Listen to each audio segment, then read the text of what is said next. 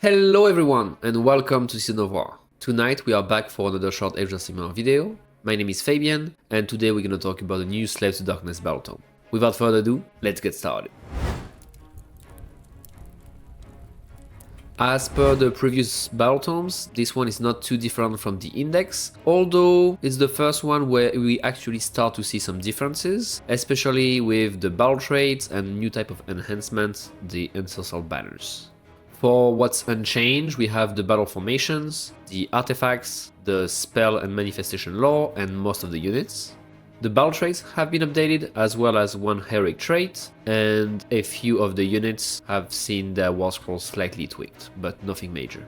Then for what's new in this Battletome, we have a new type of enhancement, the Ancestral Banners, as well as one Army of Renown and 2 Regiments of Renown. And unfortunately, there has been a few units removed from the Battletome compared to the Index. The Chaos War Shrine, the 2 versions of the Manticore, as well as the Soul Grinder are not part of the Battletome anymore. But let's start with the biggest change between the Index and the Battletome with the battle traits. They have been completely rewritten. First, the Marks of Chaos are no longer, and instead we have pledges to Chaos. The way it works is in your hero phase, one of your units will be able to do a pledge to Chaos and receive what is the equivalent of the old marks. The thing to note is that you cannot pledge to Chaos with a unique unit, it has to be a non-unique unit. But it can be a hero or like any unit really. There are 4 pledges. The first one, Korn, gives you a bonus of +1 attack all the time, no restrictions. Nurgle gives the unit a 6 upward or 5 up, it already had a 6 upward on its war scroll.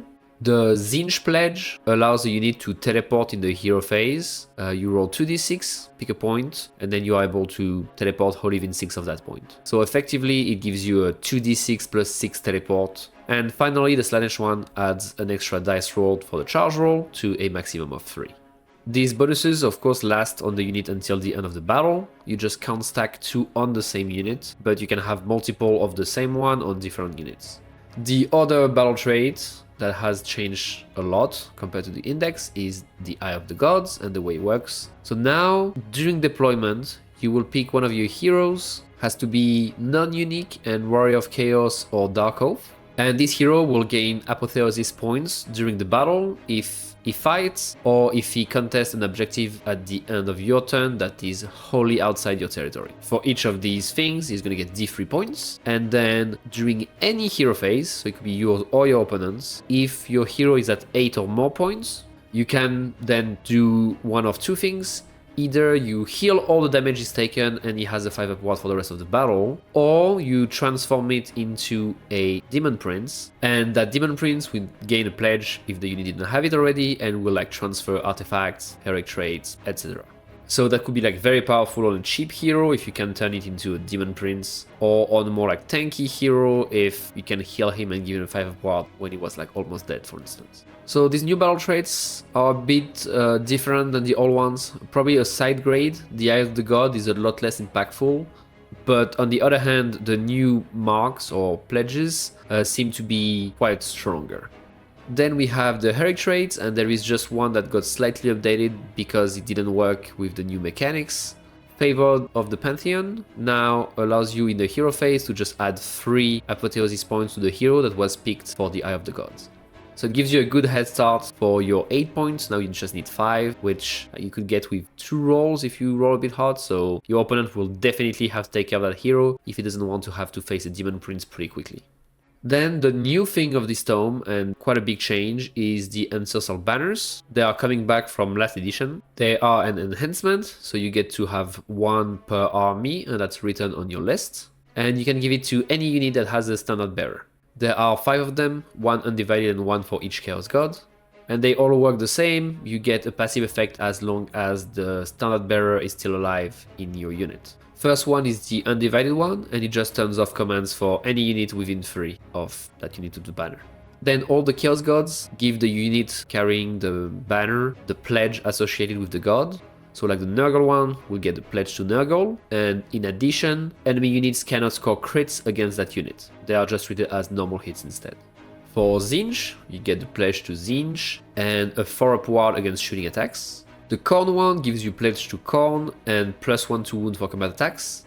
And then finally, the Slaanesh one gives you Pledge to Slaanesh and +1 attack on the charge. So definitely a very big impact, especially on list building, because you have to choose, but it can give you potentially a pledge earlier. You can start the game with already one and then add another one in turn 1, or you can take the undivided one for the very good effect of just turning off commands.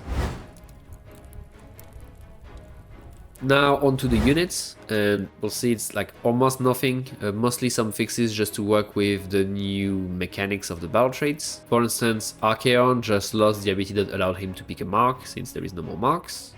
Abraxia just has an errata where her battle damage was applying on the wrong profile, now it's on her mount, as it should be.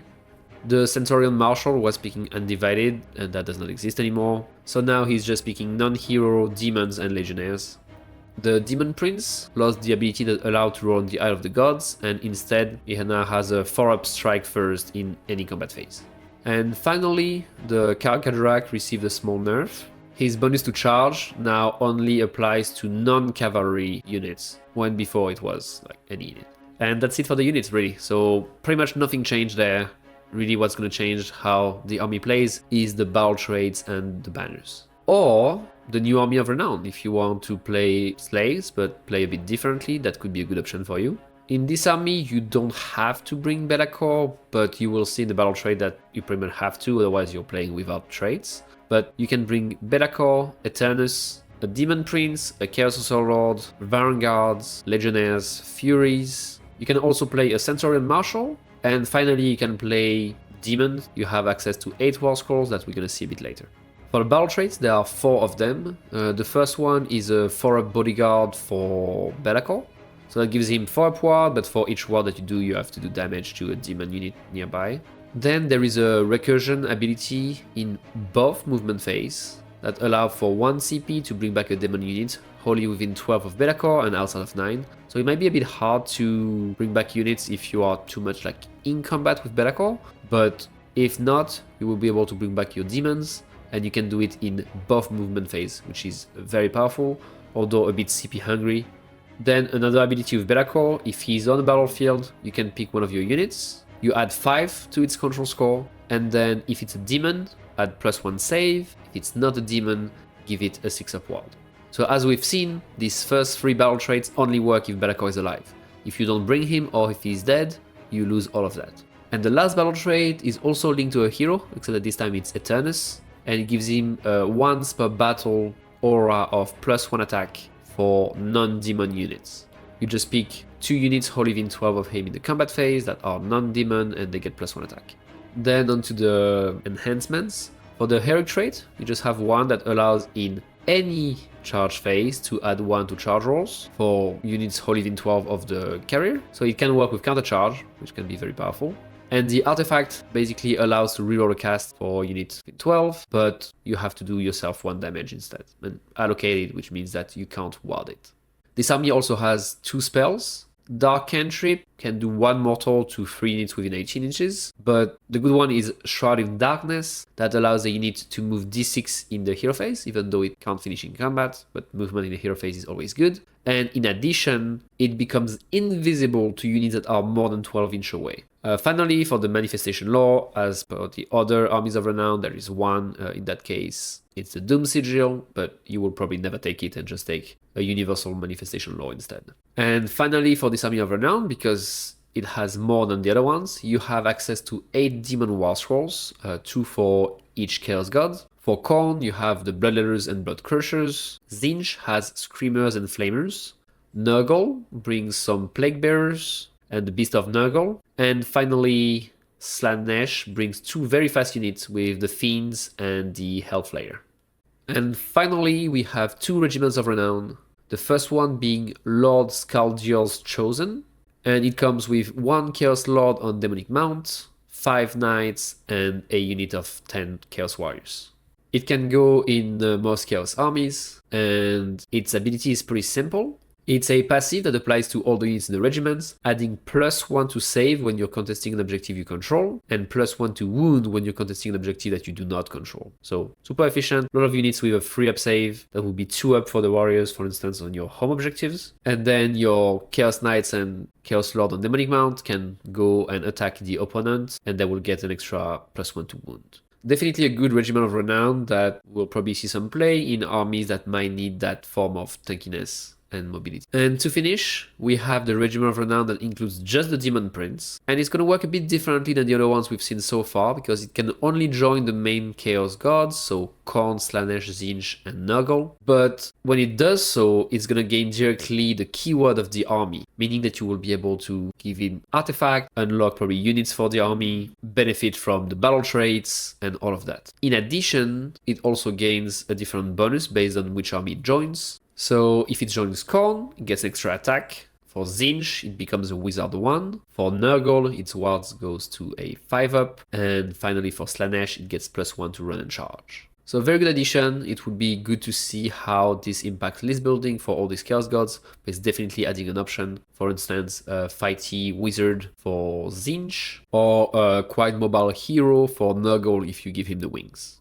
But with that, that's it for our review of the Slave to Darkness Battletome. It's good to see that we are getting some more differences compared to the indexes after the previous two that were almost identical. It's definitely a good sign for the future, and probably that the furthest we get away from the initial release, the more differences we'll see between Battletomes and indexes. Personally, I'm very excited for the Legion of the First Prince, see what list people come up with and like how it's gonna play. But we want to know what you want to play, what are you excited about? Let us know in the comments below, and we'll see you in the next one. Want to see the Legion of the First Prince in action? You can watch their first battle report right now by signing up for our channel membership on YouTube. We hope to see you there.